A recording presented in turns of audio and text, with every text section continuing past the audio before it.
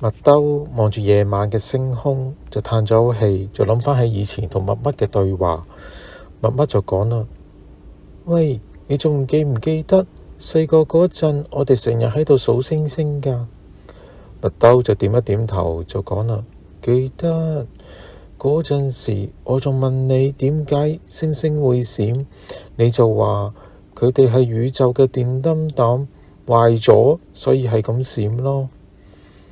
乜乜就笑咗啦，就講：係啊，後來你知道真相之後，仲話我呃你。麥兜就搖一搖頭，就話：其實都唔緊要嘅，因為嗰時我寧願相信星星真係電燈膽，至少咁樣佢哋唔會咁快熄滅啦。乜乜就沉默咗一陣，就講啦：咁我哋呢？當初我哋會諗住一直行落去，最後變咗回憶，你會覺得呢啲只係童話？麥兜就喺度笑啦。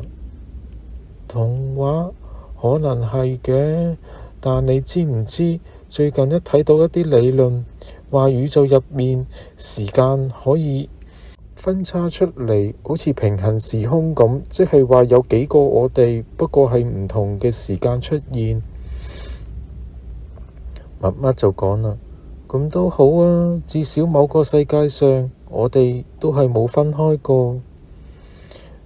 麥兜就望住佢，然後就細細聲講：係啊，至少喺某個世界度。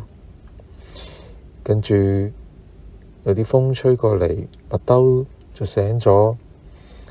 唉，呢啲幻想都係算啦。